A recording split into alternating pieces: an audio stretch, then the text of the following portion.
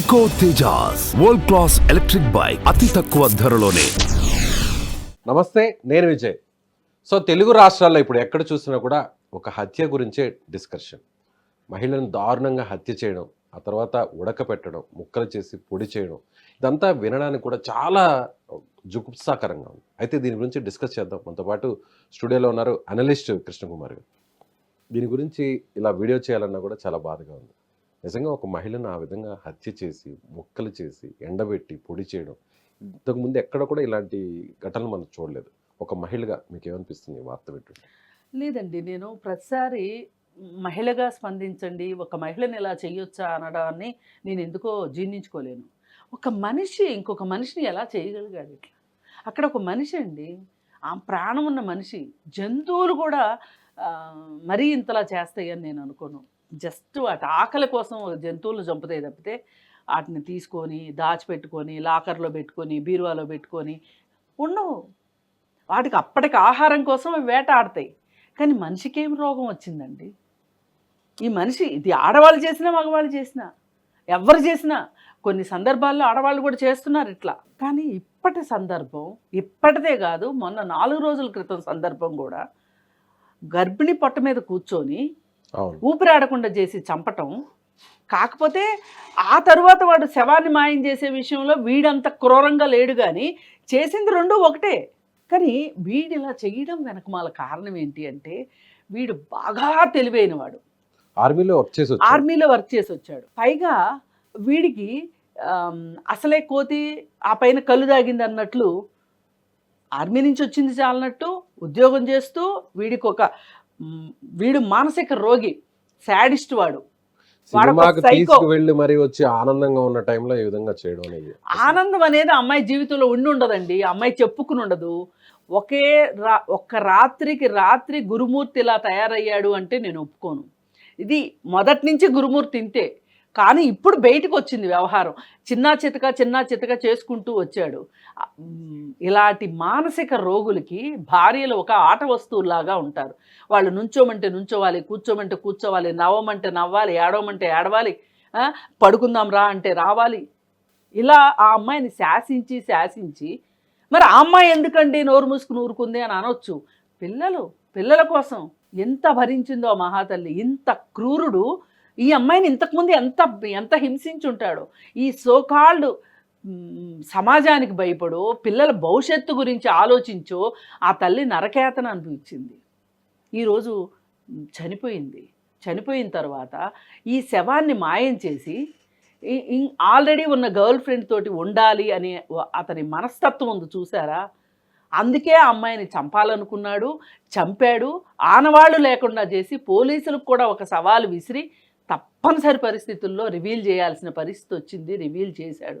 అంటే వివాహేతర సంబంధాలు ఉన్నంత మాత్రాన ఇంత దారుణంగా చంపుతారు అంటే అందరూ కూడా ఏమనుకున్నారంటే ఆమె మీద అనుమానంతో ఏమన్నా చంపాడేమో, ఇంత క్రూరంగా ప్రవర్తించడం. అనుమానం ఉండడం ఒకటి.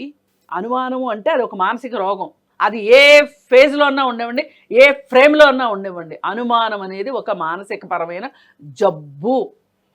అది ఆడవాళ్ళకున్న జబ్బే, మగవాళ్ళకున్న జబ్బు, ఎవరైనా సరే. కానీ దానికి ముద్దు పేర్లు పెడతారు. ఏమంటే ఏదేదో అంటారు కదా, పొసెసివ్నెస్, గడిది గుడ్డు అంటారు. కాదు, అది జబ్బు. ఆ జబ్బుతోటి ఆ అమ్మాయిని కొన్నాళ్ళు బాధ పెట్టాడు. ఇంక ఈ అమ్మాయిని బాధ పెట్టి ఒక ప్లెజర్ అయిపోయింది వాడి. ఇంకో గర్ల్ ఫ్రెండ్ దొరికింది. ఈ అమ్మాయికి చెప్పడం వెనకమాల కూడా అతనికి ఆ అమ్మాయి గురించే గొడవలు అవుతున్నాయి అని అన్నారు కదా, ఆ చెప్పడం కూడా అదొక ప్లెజర్ వాడికి. నువ్వు కాకపోతే నాకు ఇంకొకళ్ళు ఉన్నారు. మానసిక హింస ఇది. శారీరక హింసే కాదు, మానసిక హింస చేశాడు ఇప్పటిదాకా. ఒక మానసిక రోగికి బలైపోయింది ఆ అమ్మాయి. పాపం ఎన్ని కష్టాలు అనుభవించిందో కానీ. సరే, అసలు కొంతకాలం వరకునండి వీళ్ళు ఏదో తేడా, వీళ్ళు అబ్నార్మల్ అనే సంగతి ఆడవాళ్ళకి అర్థం కాదండి. ఎందుకంటే ఇంట్లో ఏం చెప్పి పంపిస్తారు?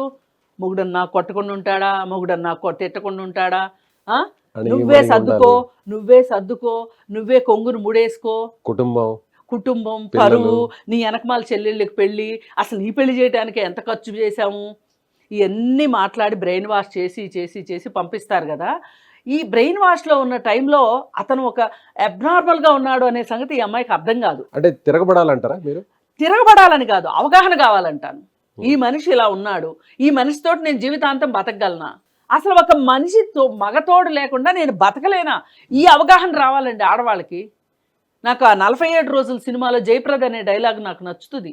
నేను అసలు పెళ్ళే వద్దు అనుకుంటుంటే మళ్ళీ పెళ్ళి ఎప్పుడైనా అడుగుతారేంటి? ప్రతి అమ్మాయి చిన్న కష్టానికి కూడా మొగుడొద్దు అనుకోవాలని నేను అనట్లేదు.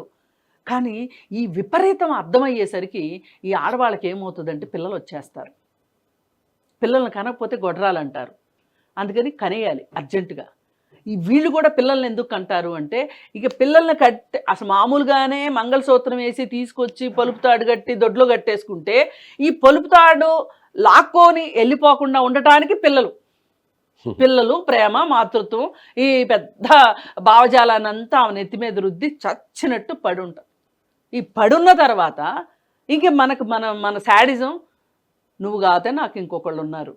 అంటే తప్పంతా మగవాళ్ళది అంటారా? నేను అనట్లేదు. ఇలాంటి వాళ్ళదే తప్పు. వాళ్ళది కూడా కాదు. మీరు గురుమూర్తి మానసిక స్థితి రెండింటిని మీరు అర్థం చేసుకుంటే, నేను మాట్లాడేది కేవలం గురుమూర్తి 2 కాళ్ళు 2 చేతులు ఒక మొహం ఉన్న మనిషిగా చూడట్లే, ఈ మానసిక జబ్బు ఉన్న మనిషిగా చూస్తున్నా. అది ఎవరైనా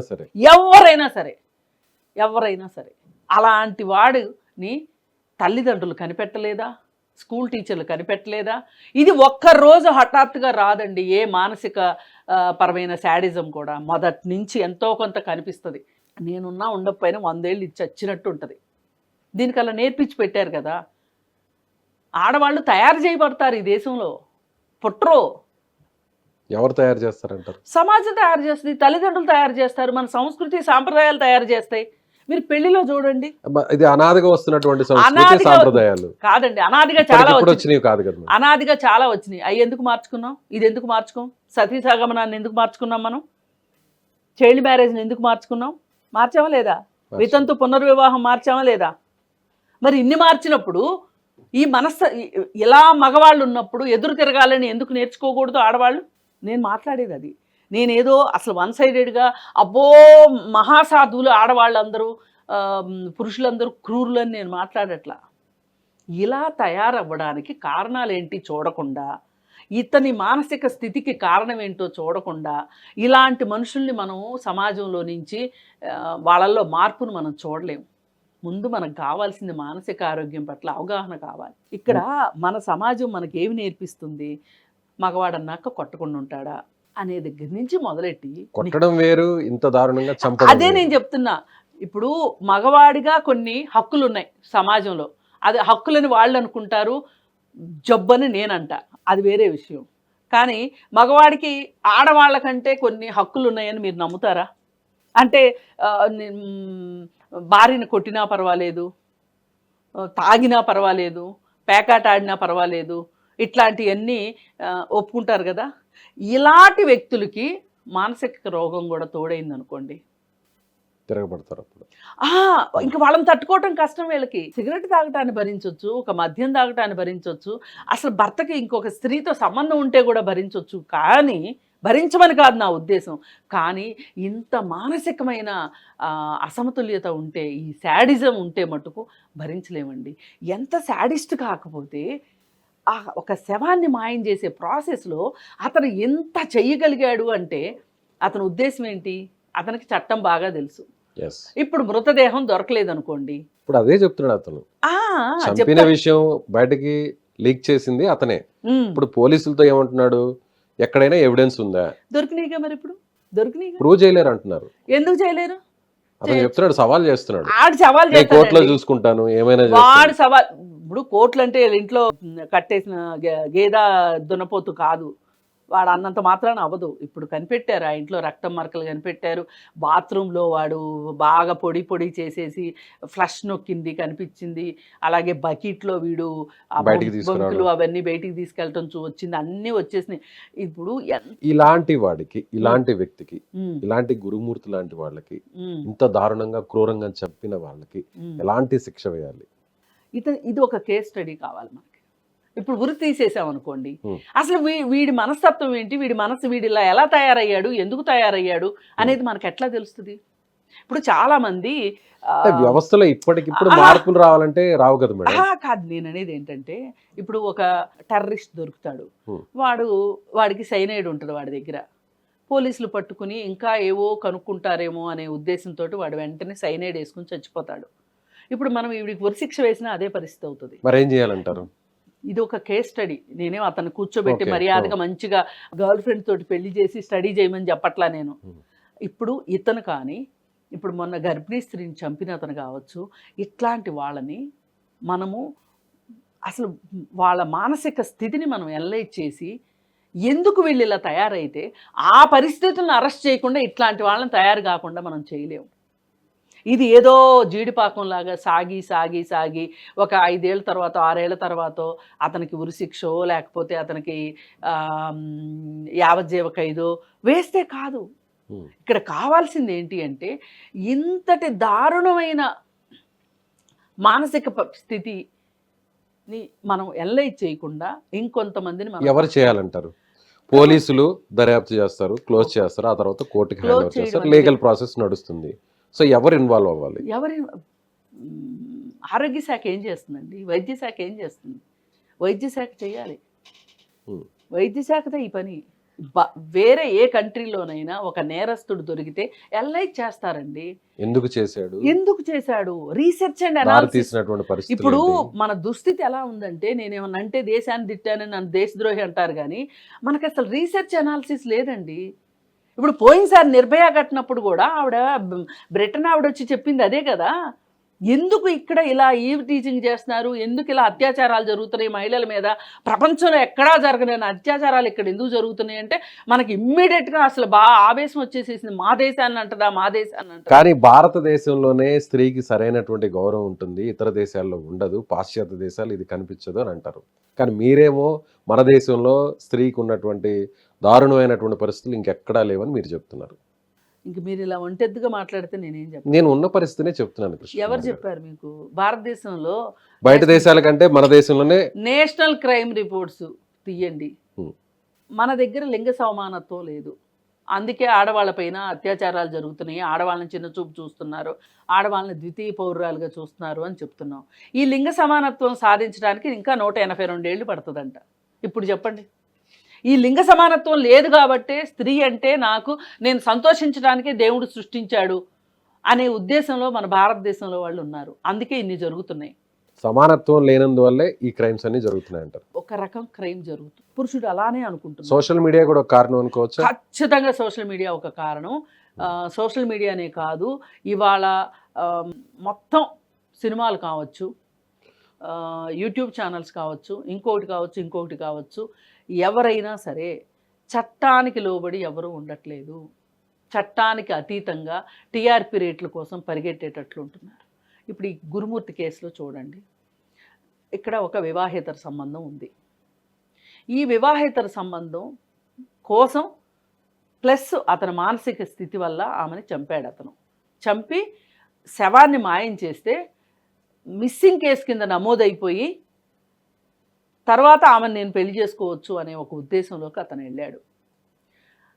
అతను అసలు ఒక వివాహేతర సంబంధం పెట్టుకోవడం ఎంతవరకు కరెక్టు, ఆ పెట్టుకున్న వివాహేతర సంబంధానికి అడ్డుగా ఉన్న వాళ్ళని అడ్డు తొలగించుకోవాలనుకోవటం. కానీ ఇలా అంటున్నారని ఏమనుకోవద్దు. కానీ తీసుకురావాల్సినటువంటి సందర్భం కోర్టులు చట్టాలే చెప్తున్నాయి వ్యభిచారం నేరం కాదు అని. వ్యభిచారం నేరం కాదని ఇవాళ కొత్తగా చెప్పలేదండి, ఎప్పుడో చెప్పింది. వ్యభిచారం వ్యవస్థీకృత వ్యభిచారం చేయించకూడదని చెప్పింది, కానీ వ్యభిచారం తప్పు ఒప్పు అని ఏ రోజు చెప్పలేదు. అది ఒక వ్యాపారంగా చేయకూడదు అన్నది. అలాగే వివాహేతర సంబంధాలు తప్పు కాదు అని చెప్పి ఈ మధ్య ఒక స్టేట్మెంట్ వచ్చింది.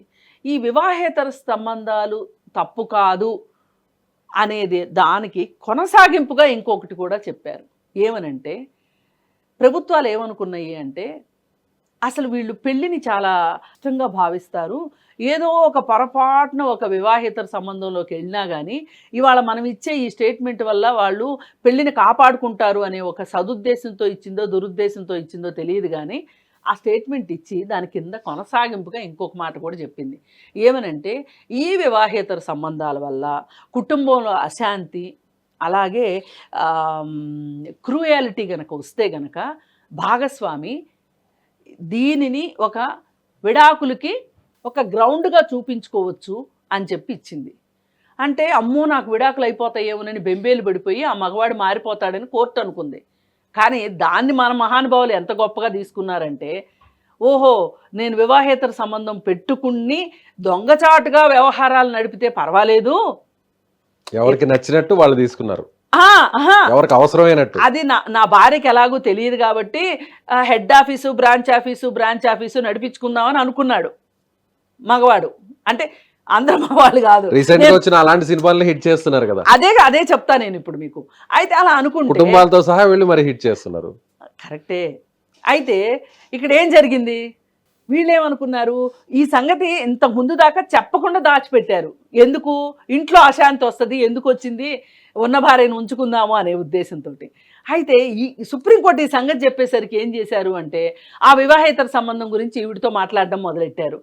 ఇంకా ఎక్కువ క్రూయాలిటీ ఎక్కువ చేశారు. ఈ క్రూయాలిటీ చూపించగానే ఈవిడెళ్ళి కోర్టుకు వెళ్ళి నాకు ఈ మొగుడు వద్దండి అంటది అని చెప్పి అనుకున్నారు. అనుకుంటే ఈ మొగుడు వద్దు అనుకుంటే ఆ భర్తకి ఓకే సంతోషమేమో, ఈ భార్య పరిస్థితి ఏంటి, ఆ పోని వీళ్ళిద్దరికి కలిపి పుట్టిన పిల్లల సంగతి ఏంటి, ఏం చేద్దాం అనుకుంటున్నారు. ఇలా ఈ గురుమూర్తి కనిపించని గురుమూర్తులు ఎంతమంది ఉన్నారు. అందుకే నేనేమంటానంటే, మనము మీడియా అనేది సమాజానికి ఒక దిక్సూచిలాగా ఉండాలి. మీడియా ముందు నడిస్తే వెనకమాల సమాజం నడిచేటట్లు ఉండాలి. ఇవాళ ఏం చేస్తుందండి మీడియా, చూస్తున్నారు కదా చూపిస్తున్నాము అనే కుంటి సాకులు మానేసి. ఇప్పుడు ఈ విషయంలో పర్టికులర్ గా గురుమూర్తి మాధవీలత ఈ విషయంలో, సో ఒకవేళ ఈ క్రైమ్ న్యూస్ ని చూపించకుండా ఉంటే అప్పుడు క్రైమ్ న్యూస్ ఇలాంటి క్రైమ్ చూసి వేరొకరు నేర్చుకోవచ్చు కదా. వేరొకరు నేర్చుకుంటారు. ఇప్పుడు ఆ వార్త నేనేమంటున్నానంటే, ఎంతవరకు కళ్ళకు గంతలు కట్టి కూర్చోబెట్టడం అయ్యే పని కాదు కదా. అయితే ప్రతిదానికి ఒక పర్పస్ ఉండాలి. ఇది చూపించాము అంటే ఇలా చేసినా కానీ ఇంత ప్లానింగ్ చేస్తే కూడా వాడు దొరికాడు, వాడిని శిక్షించారు అనేటట్లు ఉండాలి. ఆ శిక్ష ఉరి శిక్ష అయితే మనకు కావాల్సిన సమాచారం మనకు అందదు కాబట్టి అతన్ని విశ్లేషణ చెయ్యాలి అంటున్నా. ఇది ఎక్కువ ఎందుకు అతను ప్రభావితం అయ్యాడు, ఎందుకు ఇంత రాక్షసుడుగా మారాడు అనేది కావాలి, మనకి కావాలి. ఇలాంటి వాళ్ళని ఉపేక్షించము అనే ఒక మెసేజ్ సమాజంలోకి వెళ్ళాలి. రైట్ అండి. థ్యాంక్ యూ కృష్ణకుమార్ గారు, చాలా మంచి డిస్కషన్ జరిగింది. Thank you so much.